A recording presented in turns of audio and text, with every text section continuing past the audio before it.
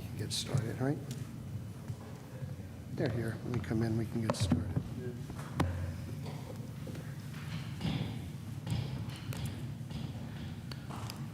Okay, welcome you guys. Heritage Architecture Review Board. Welcome to City Council. And I'm told you have some questions for us and see if we can help you out. Awesome, thank you. All right? If you don't know me, I'm Mike Muller, and I'm chair of HARB. This is Katie Gilmartin. So our mission, obviously, is to protect the architectural legacy for the historic district and our landmark buildings. And we've done a lot of work over the years.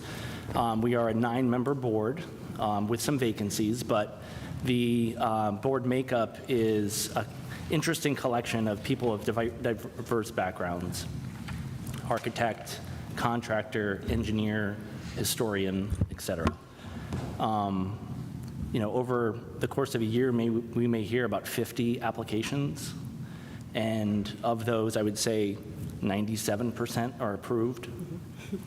But we do have on occasion the need to deny an applicant.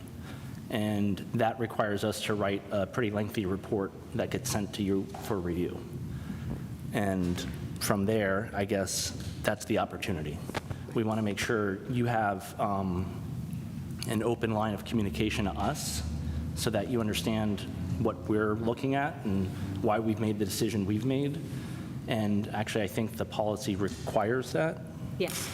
And I don't know if you have that. Yeah, I mean, certainly I don't think it's any secret that the impetus and the timing for this meeting is the denial of the Moore Court property. That's certainly, we've always, as a body, wanted to have open communication both with the City Council and with the Mayor's office, but, that kind of just set this in motion. And while I certainly don't want to question the decision or belabor the point, I think our concern is making sure that you all, I mean, I know very well the amount of information you receive to prepare for your meetings.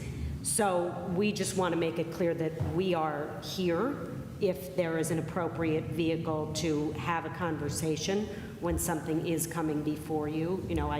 I don't ever want to do that as a sidebar. I want to make sure that we're doing that through the proper procedures. But also, it won't surprise several of you that I, of course, went to the policies, our ordinance, just to prepare for the discussion tonight. And one thing of interest that I do think has bearing on this particular situation, but also is just something of which we should all be aware going forward.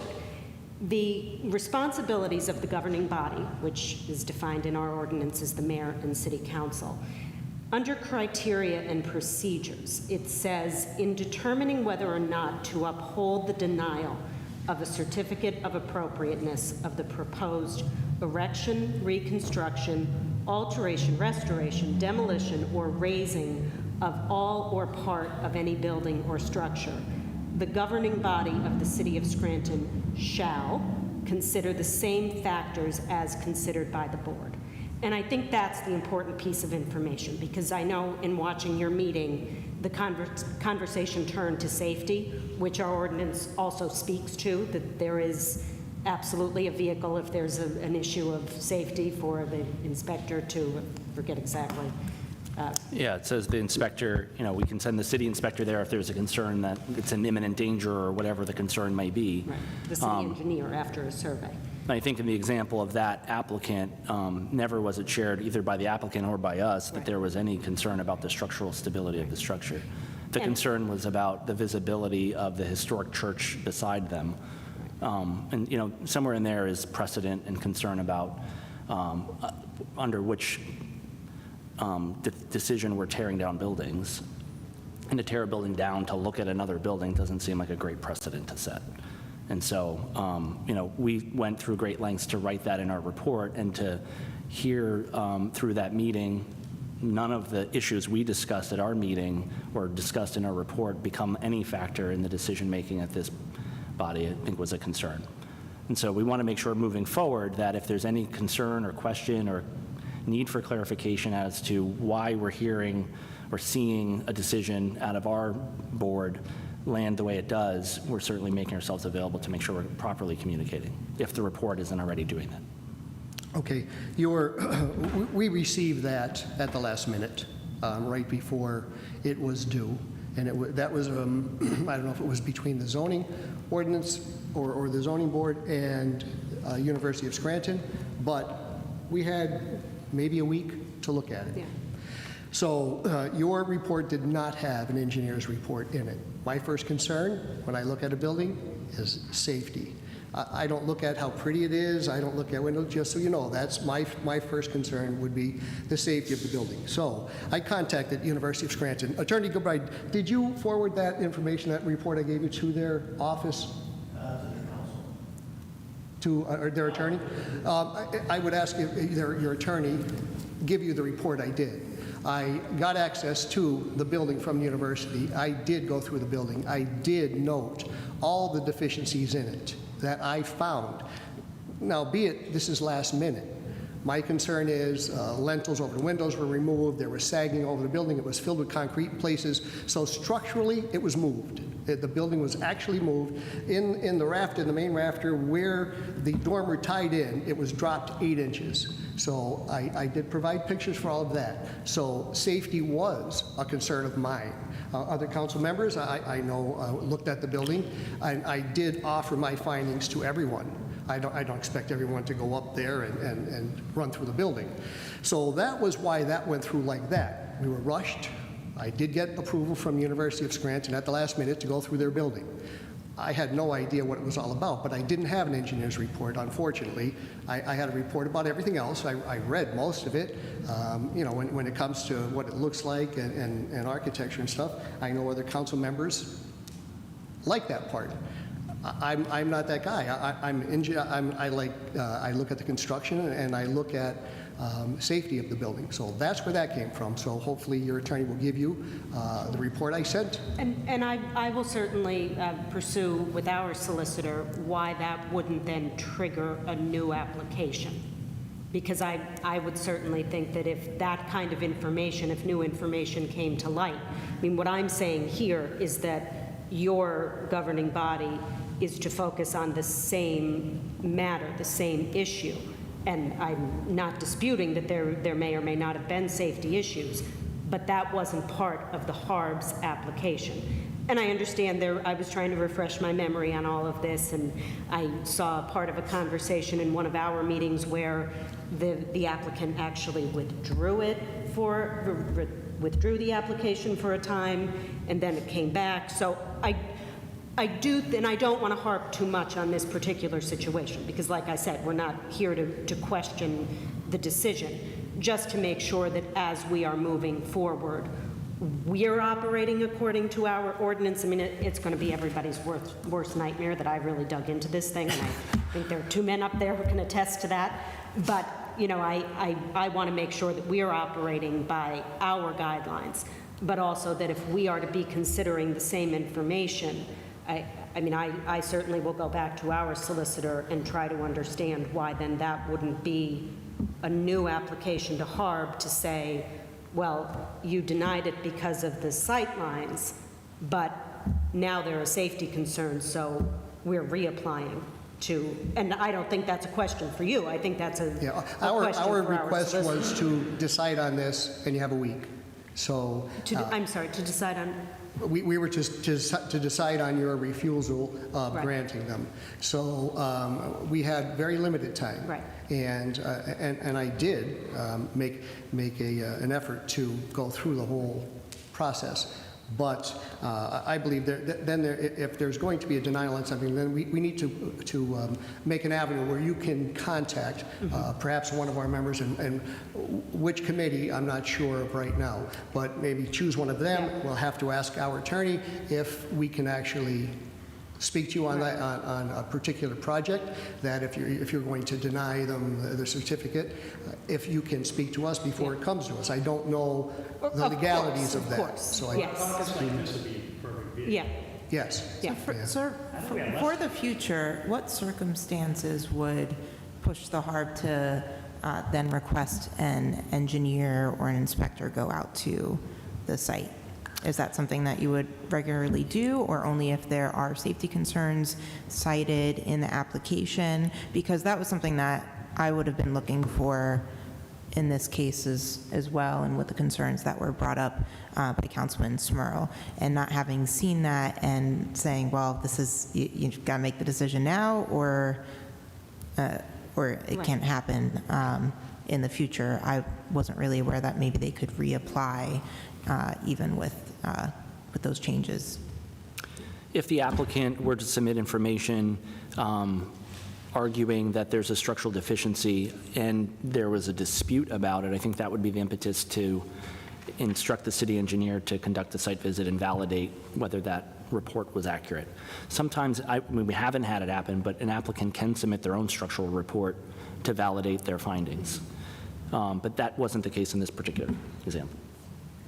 And I think that's what the ordinance speaks to in terms of the city engineer would, but that would only be if the applicant indicated that structural deficiency were the reason.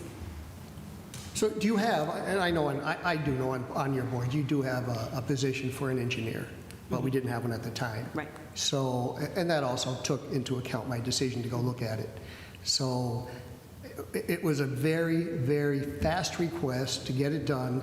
If we didn't respond to it, then we were out of time, and then automatically it was a loss. So I will never go there. I'll make the time, I'll go look at it. We'll do what we have to do to make our decision, but I did, and I shared it with the rest of council, and I know that council people went there as to getting access to the building. I don't know if anybody else was asked for permission to go to the building. So that's what we were asked to do rapidly, and that's where that came from. I have a question for our solicitor. On the spot. If we were to follow the HARB's recommendation, and in fact the building was deficient, and we knew, apparently the university had no plans whatsoever to put any money into that structure, what happens in the event that there's a safety issue, or can we force the University of Scranton to have to bring it up to code?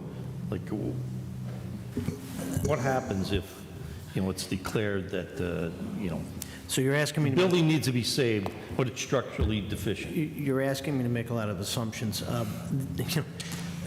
Certainly, if the building was structurally insufficient and it failed and somebody was injured, you can assume the university would be sued.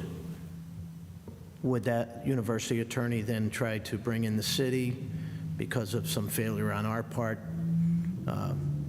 They might. It would be difficult for them to do so, but then it still comes down to the fact that somebody was injured because we didn't give permission to tear down what might be a historic structure, but was not sufficient safety-wise to be allowed to stand. Right, okay. It certainly would be nice, and as I recall from when that occurred, and I think, Mr. Smurl, you alluded to this, we literally had less than a week. I remember getting this, I think, on a Wednesday to be considered on Tuesday. And understanding we had to do something, either vote it through or vote it down. I believe I know Mr. Smurl went, Mr. King, I believe you yourself went over as well and looked at the building. And some of the others might have, I think Mr. Schuster might have gone as well. And you decided upon on looking at it that there were structural issues. And then the vote came that Tuesday. Not having any engineering reports, knowing the university had said they were not going to spend any money to rehab that building. And the feeling on the board, I believe at that point, was just, this is not sufficient. It's going to fall and hurt somebody. And so that's the option they had. I just think it's important to clarify, though, that the reason HARB did not provide engineering reports is because the application did not speak to a safety concern at all whatsoever. So I just want to be very clear about that. The HARB did not shirk some responsibility. And I mean, I am the unqualified person on HARB. I'm just there because I own a house in the city. So I feel a little more comfortable to say we do have credentialed people on the board.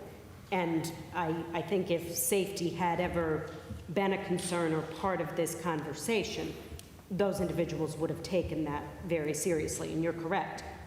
If you know an engineer who lives in the city of Scranton, I would suggest that that individual apply for a position on the HARB. We would be delighted to have them. But it's true that that role is not filled at this time. But HARB would have had no reason to pursue the safety piece of this because that was not part of the application. So I just want to be very clear about that.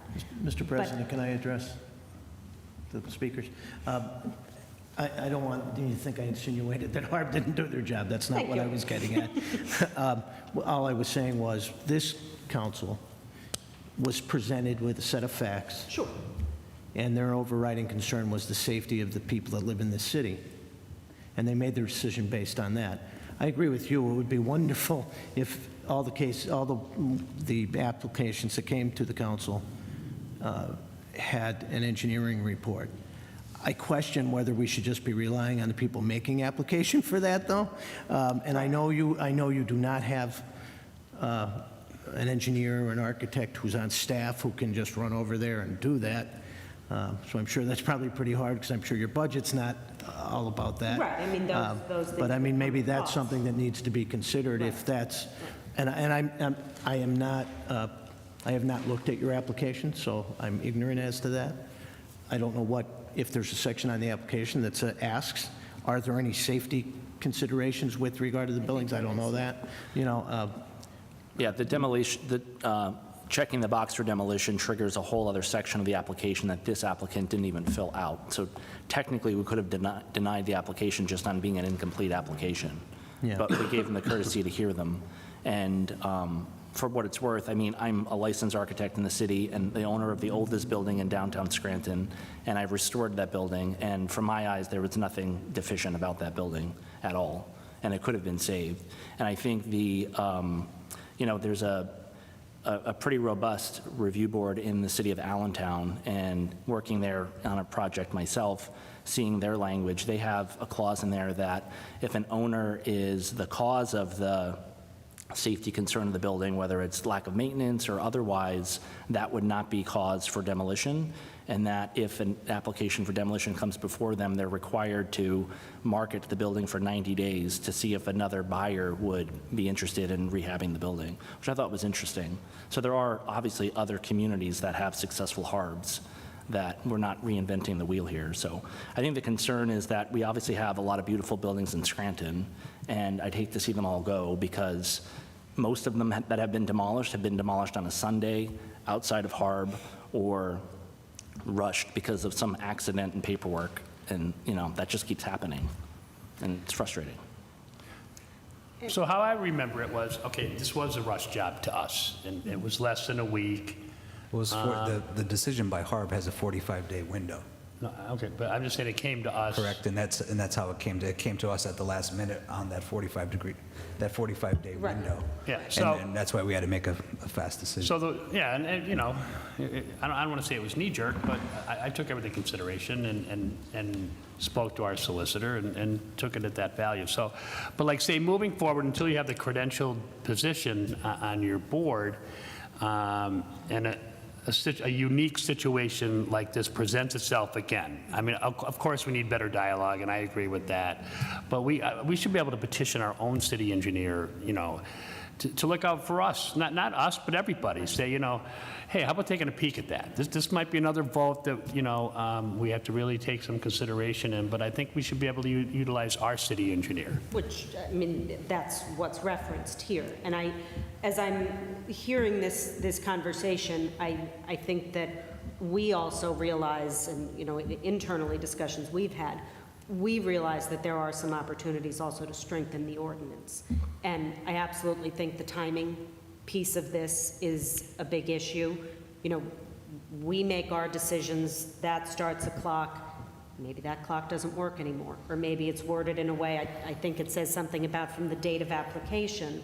Well, if that starts the clock and we don't have a quorum and our meeting gets delayed, then we have a problem. So I think broadly, there may need to be some tweaks to the ordinance, and that's something we would certainly work with our solicitor to present to you. So I hope you'll be open to those discussions so that we don't.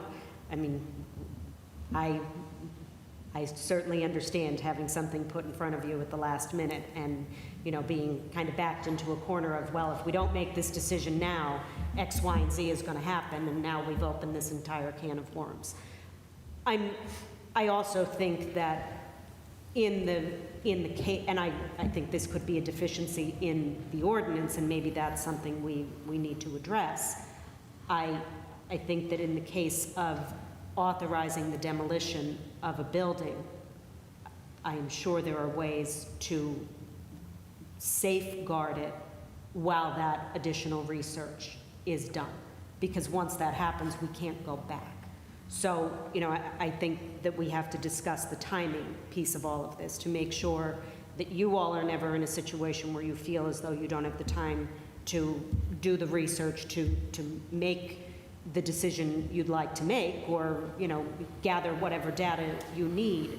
But also, I think there's got to be a way to have a mechanism that if you need that time, you can have that time. So I think those are kind of the big picture items on that.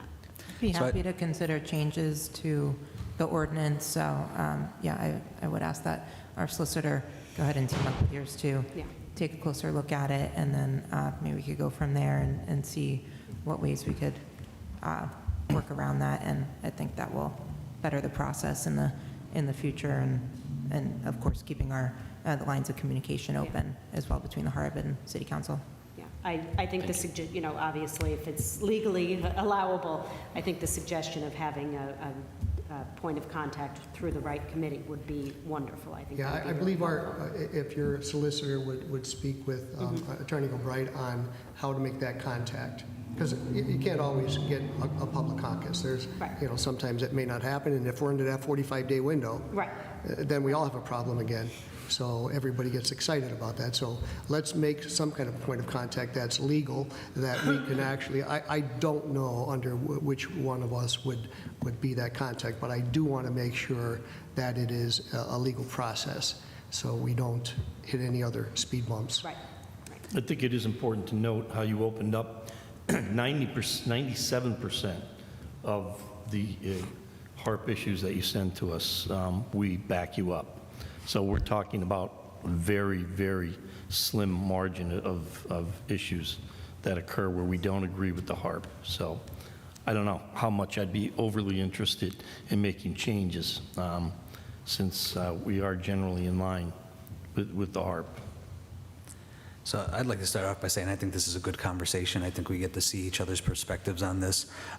What kind of communication do you have with the administration? So like when we're looking at this 45-day window, was the HARB board aware that the timeline was running out? Do you get any kind of communication that says this is how many days you had left? I mean, we were unaware of it until it popped onto our agenda. This has come up in the past, and we are aware of the short time frame. I think our solicitor has been engaging with the administration on tweaking the language in the ordinance for that purpose. If we met on a Thursday, we had a report out by Friday because we understood we didn't want to be the one holding up the application. I don't know why it got caught up after that, but I think adding more time, if the date is starting the day they submit their application, that's the problem, because it can sit in the administration's office until we have a HARB meeting for 45 days. Okay. So And I mean, in this particular situation, and I didn't get a chance to kind of go down the rabbit hole with the comment that I heard when I was watching the meeting this afternoon, but at some point, I think there was the idea that perhaps the applicant was not going to move forward with this.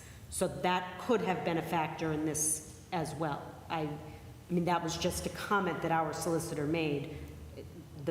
The applicant has withdrawn. So I don't know if the applicant was considering withdrawing and it never actually happened, or if it did and then a different approach was explored, but that could have been, but I don't know the facts of that to truly know what impact it had. Okay. I do think getting that mode of communication, I think, would help a lot, especially in situations like this. Like you said, we can't go back, we got to go forward. So And communication will aid with the timeline. Right. If administration's holding it up, well, then you can make us aware of that. And maybe we can, put some pressure, or at least so it's fair for everybody, and have the, the amount of time to digest, look at this and digest it and vote the way we should. And also to plug our lovely group, that's part of our problem. We don't have a full complement of members, so sometimes we do have a challenge getting a quorum. So it may not even be that the administration is causing a delay. It may be that we're not able to meet for lack of quorum. So again, if you know anyone, anybody watching at home who suits our needs, please feel free. Right, you said you had a complement of 9. How many active members do you have currently? Well, unfortunately, our former chair just passed away on Monday, Richard Leonori, if you didn't know. Just sad for the whole community. I think he contributed a lot, especially to the preservation movement. But right now, I think we have 5 empty seats of 9. So. But thank you very much. We are, Anyone else? We're good? All right. That's it. Thank Thank you you. very much. Thank you for coming. and perhaps you'd consider including Richard Leonori in your moment of silence this evening. I already have his name written down. Thank Thank you.